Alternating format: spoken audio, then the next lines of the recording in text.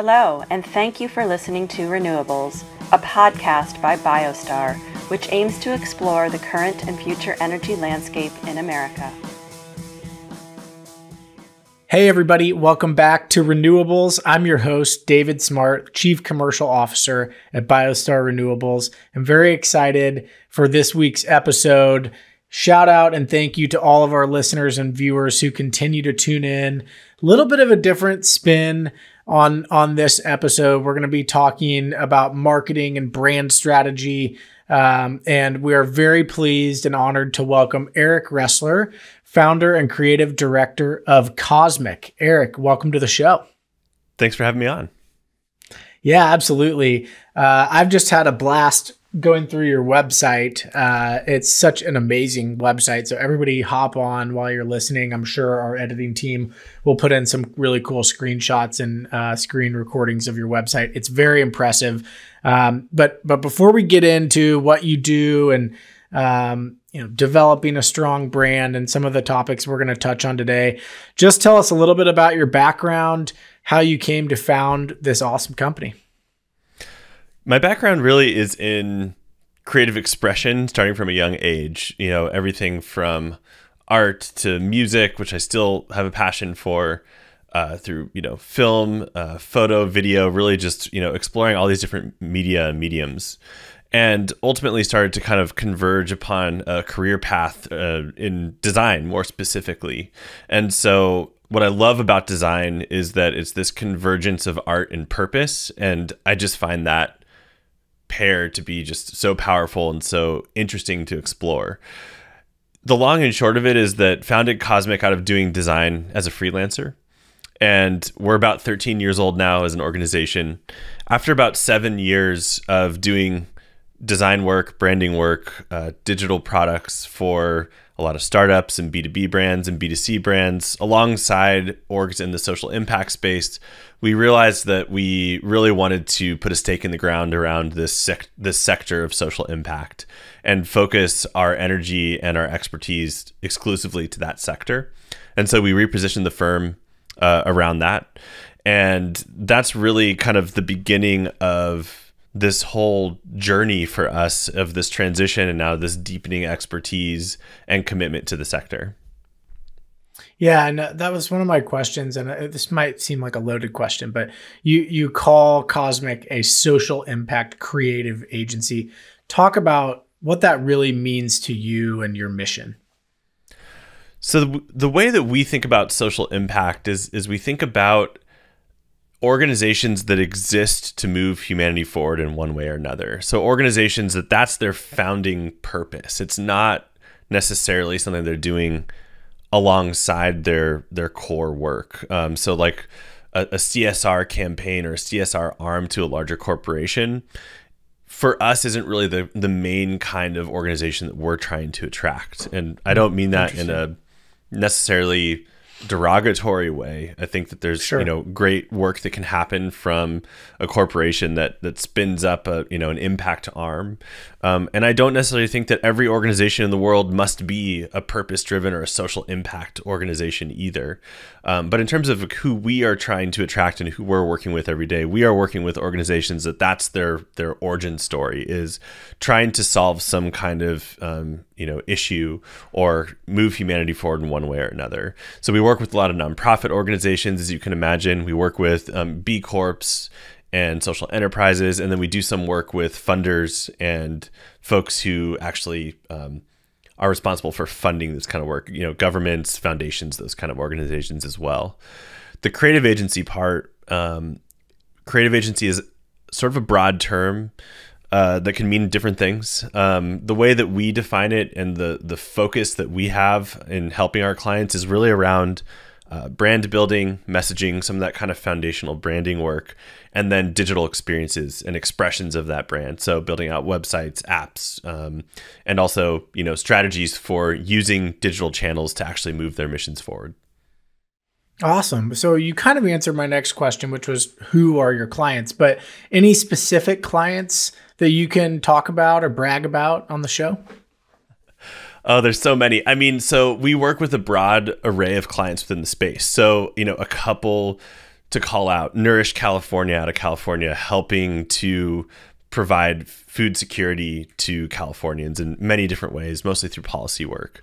Stem from Dance out of New York, who are working with Black and brown girls in underserved communities to bring STEM skills and a STEM career path to them through a dance-based curriculum, which is really awesome.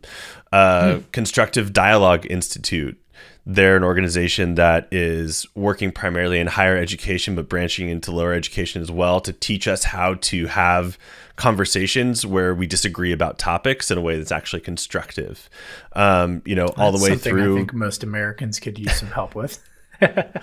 I think we could all agree with that. All the way through doing some conservation work and climate campaigns. So we're really lucky to be able to work, even though we're focused in this niche of social impact, it's still a pretty broad variety of clients. And we're so inspired by the people that we get to support and work with, who are all approaching these issues in really creative, interesting ways. And we get to come in and help them do a better job of telling their story to their audience and using digital tools and building a brand that we think of as an impact multiplier for their work. That's excellent. And there are a lot of really cool stories featured on the Cosmic website. So again, this won't be the last time that I call out your really impressive website. I've really enjoyed poking around on there and reading about some of your clients and the work that they're doing. Just, I guess, high level, certainly if you have specific examples, that's great. But from a branding and messaging standpoint, it really feels like this niche that you're working in has really kind of gained some steam, particularly in the last decade or so. What do you see consumers reacting to? What do you think is working from a branding and messaging standpoint or working the best? So I think you've sort of alluded to this in the way you asked the question, but this is a sector that traditionally hasn't invested a lot of energy and resources to brand and brand building and even digital experiences. That's obviously shifted rapidly in the last decade or so. And I think even more so at the beginning of the pandemic because of this huge societal digital transformation that was already in place, but that gained steam rapidly out of necessity. Mm-hmm. I still think that the bar is too low for this sector if you start to look at it and compare it to the corporate sector and how much time, energy, and effort gets invested in brand strategy, brand building, media, all of these things that we know are critical to the success of an organization today in 2023 when we're recording this podcast. Luckily, there's a lot of really smart people who understand the value of that are dedicating their work and their lives to these organizations. And that means that there is a bit of a transformation happening. There's a lot of other folks like me and my team who are set up to help organizations do this. There's a lot of in-house expertise, people coming out of the corporate world, going into the impact world to try and apply their expertise. So I'd say what's working is largely when an organization in this space understands the value of this work and gives it a proper seat at the table from a strategic level and integrates it into their overall business strategy. That's when it works. It doesn't work when it's something that's thought of as, a nice to have or something that happens after the real work is done, or, someone's second or third job to, post some stuff on their social channels because everyone's on social media, so we must be too. That doesn't typically work very well. So I would say, we can get much more granular about like particular strategies or tactics or channels. But to me, it's really more of a like cultural shift that you have to think about this work as integral to the success of your organization rather than something that you do after the work is done. Sure. Yeah. I think we've seen a lot of brands in the last 5-10 years kind of misstep, I guess, try to, do something that they think is going to be well received, but the modern day consumer, who I think is very discerning and, is paying attention, I think sort of sees through it. So I won't call anyone out specifically, but I think we can all think of one or two or three, social media campaigns that kind of backfired, and, examples of where brands kind of weren't really putting their money where their mouth is, to use an overused old expression. But no, I think you hit the nail on the head. That makes a lot of sense. And one of the things I really enjoyed about reading on your website was your manifesto. You have a manifesto for today's social impact leader. And we can talk about as much of that as you want to, because every sort of step of it is really interesting. But there were a couple things that I thought were particularly interesting. So I'm just going to say those couple of things, and then I want you to explain to our listeners and viewers what it means. So the first one was, we will win in the attention economy. Yeah. So the attention economy, I think whether or not you've heard that term or, understand the, textbook definition of it, it's something I think we're all familiar with. And really, I think where it begins is information is now free and flowing and accessible more so than ever before in culture. And that's great in a lot of ways. We can easily get information. We can learn quickly. We can share ideas basically effortlessly across the globe in real time. And that's had some really positive impacts on society, but it's also had some negative impacts on society. I think the challenge today as a social impact leader or someone who's trying to spread a new idea or work towards creating positive social change is that it's becoming increasingly hard to capture and sustain people's attention. And that's because we have such a fragmented daily experience as humans in this modern digital age that our attention is becoming harder and harder to capture and sustain. And it's literally the reason it's called the attention economy is because it's a marketplace and our attention is being bought and sold by corporations and advertisers and media companies. And so I think we kind of have to start there if we're talking about how do you build a brand today? How do you reach an audience today? How do you affect their impulse to act? All of that really starts with understanding and accepting and playing within this attention economy. And then there's, strategies and tactics that you can use to try to win in the attention economy. We can kind of get more into that in some of the further points, probably in the manifesto, but that's really the framing of how we think about doing this work. Yeah. And the next one, which is obviously related, and anybody who's, studied recently marketing tactics, I certainly have, not at the level of depth that you have, but you talk about publishing scroll stopping content, which is obviously related. So talk about what that means and how do you get people to stop scrolling? Yeah, it's such a big question. I think there's a lot of ways that can happen. And, on one side of the spectrum, we could think about like really highly produced, expensive content that's different or novel in its format, that's really eye-catching or whatever, right? Like that's one side. But the other side is something that's completely lo-fi and, someone recording themselves on a phone, but the content, the message, the story is so interesting that it stops us in our tracks, right? So there's no one answer in terms of like, how do you publish scroll stopping content?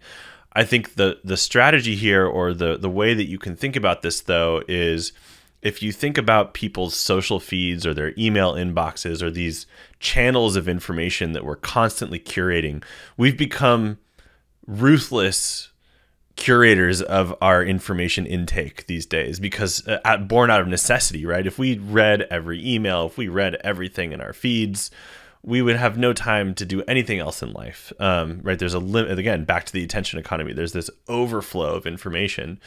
So when you think about content production as the main way that you are communicating with your audience, whether a content is an article or a podcast like this, or a virtual event, or a video, whatever the kind of format is, how can you create content that gets people to stop scrolling within their feed and actually engage and interact?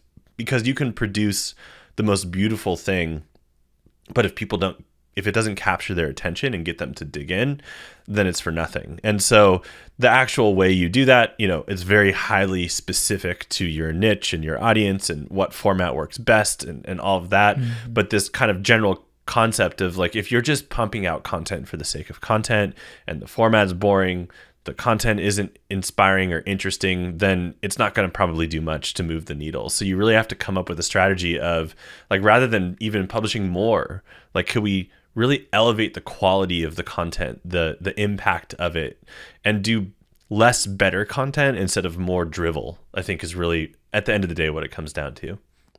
Sure. Well, I've been really amazed. Again, I barely know enough to scratch the surface, but I've been really amazed at how complex and sophisticated these social media platforms algorithms are, and how much data they're collecting about how long you stopped, and did you swipe to the right and look at the next picture, or did you just stop for a split second and then keep scrolling? And as a father of 2 young children, it's all frankly terrifying to me, how much they know and how good at curating, content is to keep us scrolling and keep us engaged on the platforms. But if you're interested in learning more about the manifesto or reading the rest of the steps, log on to Cosmic's website. It's a place you can find that. And certainly, Eric, if you want to talk through any more of that, you're welcome to, of course, on the show. But I want to pivot to kind of ESG, which is obviously probably, a part of your client's, reason for retaining you, I would think, to help really build out the ESG strategy. I mean, I guess what I've kind of heard you say is maybe the folks who are just, this is our core business, and no, now we need to have an ESG strategy. Those might really not be your clients. But we talk about ESG a fair amount on the show, mostly the environmental, a little bit less the social, and probably the least the governance piece. But talk us through kind of the E, the S, and the G, and how your clients, I guess, are focused on that strategy and what's important to them. Yeah. And, I'll just restate that I'm not critical of organizations having an ESG strategy. I think it's really important. I think this is something we all need to come to the table on. Some of these, societal issues, environmental issues. It's going to take, government. It's going to take the corporate world. It's going to take this kind of third sector of social impact all working collectively to make, systems level change. So, we do also work with some organizations that, have an ESG department. So, I could speak to this in a couple of different ways. I think, we typically work with organizations that might lean a little bit more into the E side or a little bit more into the S side. But as I'm sure, you think about a lot, there's really no hard dividing line between those things. Right. They are interconnected and synergistic. So what I would say is, like, we work with organizations, for example, that are doing literal conservation work, like they're protecting land and the environment and preserving it. So like we've done work with land trusts before, for example. And, what's interesting about the land trust world is there's kind of a shift around conservation and trying to kind of like traditional conservation was let's, take this land and say like no humans allowed here. This is just wild land. And there's still some land like that and still land trusts out there and conservation groups out there that are doing that. But there's also a new strategy emerging where it's like we actually need to get people on the land and reconnected with the land and the environment. Part of the reason that we've caused so much environmental destruction is because we as humans are becoming detached from our origins of being part of a natural system. And so, and you see that through connection with nature, through a disconnection with our kind of food system and how food happens. And so I think there's obviously been a huge push from many great organizations to try and like rekindle those connections. So, there's conservation organizations that we work with, but then there's also organizations that we've worked with who are developing new energy technologies as a way to, we need energy to power our society. There's all kinds of new technologies being created to produce sustainable and renewable and clean energy. And that's going to be, I think, critical for us as we mitigate this, disaster of climate change that's happening. That's, a truly existential threat for our species. and one that's becoming more real by the day, and that we're all starting to see the effects of more by the day already. So we're really lucky to have been able to work with organizations that are coming up with, for example, a client of ours, Wind Harvest, has developed a new what's called near ground turbines. So you think about wind energy being these like massive turbines, right? And the reason for that is because the near ground wind that's really low to the ground is so turbulent and chaotic that traditional turbines like can't even like harness that energy. It's just too chaotic. They developed a turbine that can actually do that. So it can either sit underneath those larger turbines or go to places that were traditionally thought of as like not viable for wind energy, right? So there's a need for and a huge rapid innovation in this space of new energy technology, right? That's obviously really critical to the E side of things as well. And, that would be kind of the spectrum, right? One is like protecting land and the other is figuring out how do we integrate with our environment and in the natural order of things in a more sustainable, renewable way. And then on the social side of things, we've worked with organizations who are, fighting for and representing, at-risk populations or populations that have been left behind by society or harmed by current culture. So we've done some work with Lakota People's Law Project, for example, and that's a group that is helping to protect and preserve the Lakota people. They were really integral in the Dakota Access Pipeline issue and, fighting for indigenous rights in many different campaigns. That's a grassroots movement, right, where they're doing policy work. They're mobilizing a coalition of supporters. So that's, a very social justice angle on the social side of things. And then there's other organizations that we've worked with that are working more within the existing structures and trying to advance better policy, more inclusive policy, and they're doing work kind of within the system that exists. So, again, there's so many different ways to approach this work, and there's no one right way for any of these issues. Something that I think about a lot is these issues are literally the most intractable issues in culture. They're the issues that have not been solved despite really good efforts, in many cases, through government, through corporations, and they're thorny, wicked problems. They're not easy to solve. They're very complex. They're rooted in broader systems that kind of lead to these things. And in certain cases, there's power reasons why this happens. And, sometimes those it's not fair or just, and we just need to, point that out and work towards changing those things. But in many cases, it's also that these issues are just really complex and they're not easy to solve, and there isn't one solution. It's going to take a lot of folks coming together from different perspectives to solve them. So at a broad level, we're lucky to be able to support different organizations who have unique strengths in all of those different ways to work together. Very interesting. You talked when we were doing kind of a prep episode for the show about sort of the tone around climate change and sort of the messaging around climate change. And I thought your perspective on that was really interesting. Share a little bit about how you think about, the messaging and what the messaging should be around climate change. Yeah, I think we can all kind of relate to this doom and gloom messaging around climate being mostly just depressing at this point. And I think I don't want to go too strong against that, because I think if you ignore the truth and the science, that's not effective, right? We can't just put our head in the sand around this stuff. But if we're trying to message this more broadly to the public, if all we do is present this dire, insurmountable problem to people who actually, don't have individually a ton that they can do to move the needle. I think about this metaphor of like, sometimes climate change feels like you're an ant and you're up against a glacier. It just feels like, what am I individually as Eric going to be able to do about this? Yeah, I can change my eating, I can change my travel.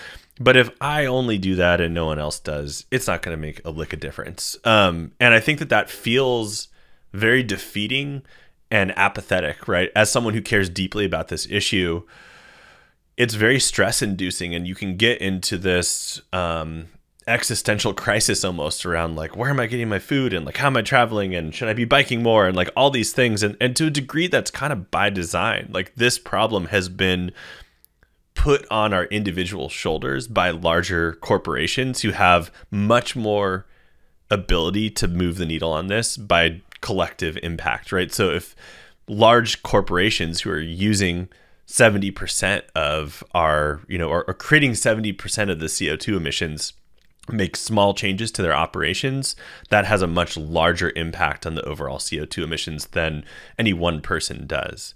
So I think in general, the messaging problem is like, we need to move away from doom and gloom messaging into more hopeful and aspirational and inclusive messaging that gets us inspired about all of the good work that is happening in this space, and makes people feel like there is actually something that they can do, whether that is, rallying politically around causes, doing the hard work of getting things through a broken government, which is, the government we have is the government we have, and we should be improving that. But in the meantime, there's still ways that change can happen within a broken system, and we can't wait to fix the entire system to make that change. And so we need to do both, right? We have to be able to walk and chew gum at the same time. We can't wait until we have this perfect democracy where everything is just and fair. Like, that's not going to happen anytime soon.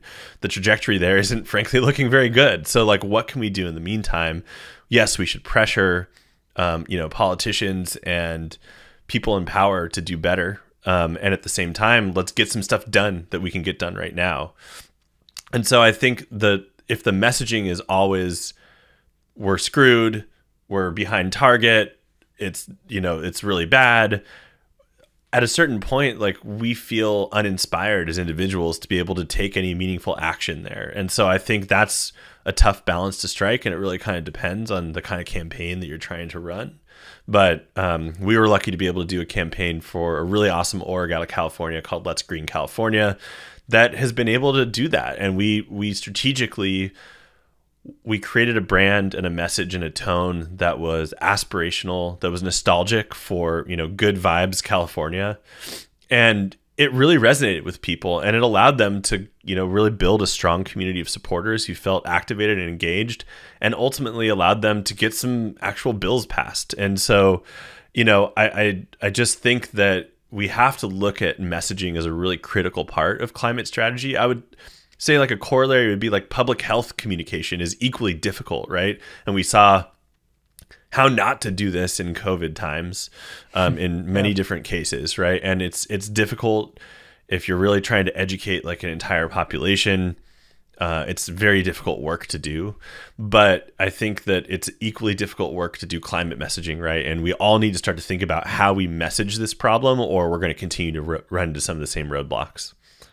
Yeah, very well said. And I agree with you. And, for me, probably my favorite part about doing this podcast is I'm inspired kind of week after week from the different folks. And of course, we're more focused on the, renewable energy and technology development side of things. But I learn something new every time I record one of these episodes. And there really are some amazing, very bright individuals and organizations out there who are working really hard to help us achieve some of these goals. And at the end of the day, the corporations, while I agree, probably have a bigger share of the pie, they need, innovative entrepreneurs. And a lot of that starts at the individual level. And I've just been amazed, particularly this season and last season, at just all of so now I'm plugging myself, forgive me, but go listen to some of our previous episodes, because there are some amazing guests on who are just doing work that, for me, I can't even fathom until I learn about it. And so important to help those bigger corporations see a path towards solving some of these problems. So that's probably my favorite part about doing what we do here. And I think there is, a bright side that we can focus on. So, well, we're going to start to wrap this up. I guess, pretty broad question, but what are you most excited about? I always ask everybody, what are you most excited about as you look to the future? And you've been around for over a decade now your company has, and you've probably learned a lot along the way, but what excites you the most as you look to the future? Well, I think I'm the type of person that always loves to learn and stay curious. And what's really cool about being an agency, really, especially an agency that's focused on social impact, is that every time we work with a new client, we get to learn a little bit about their niche or their focus area. So I'm always most excited about what do I get to learn this year and what do I get to learn next year about, similar to what you're talking about with guests on the podcast, like really creative, interesting, smart people doing work and applying their lives and their energy towards innovative ways of moving humanity forward. I mean, I think it's just such a privilege to be able to work with folks doing that. A lot of these folks are doing work that is behind the scenes, that's kind of thankless and difficult, tough work. And when we get to be part of helping them do their work better and making their organizations more effective and see kind of the fruits of their labor and help them multiply their impact, is just so rewarding. And it's tough work for us too. A lot of these issues are, emotionally charged, difficult, complex issues. So we have to spend a lot of time listening, approaching the work from a framework of empathy, understanding viewpoints that are potentially different than our own, and figuring out how to kind of bridge all of that into a cohesive impact story and message and strategy. And so it's tough, but it's really rewarding and really interesting work. And so I just look forward to the next group of folks we get to help this year and next year. That's great. And I do too. I've really enjoyed learning about Cosmic and following along with your company just in the short time that we've known one another. I will definitely continue to do so. And if you're watching or listening, go and check out designbycosmic.com. We will include that as well as some social handles and things like that in the show notes so that it's easy for everybody to find. But certainly a great follow. And if you are a social impact organization looking for a partner, reach out, connect with Eric.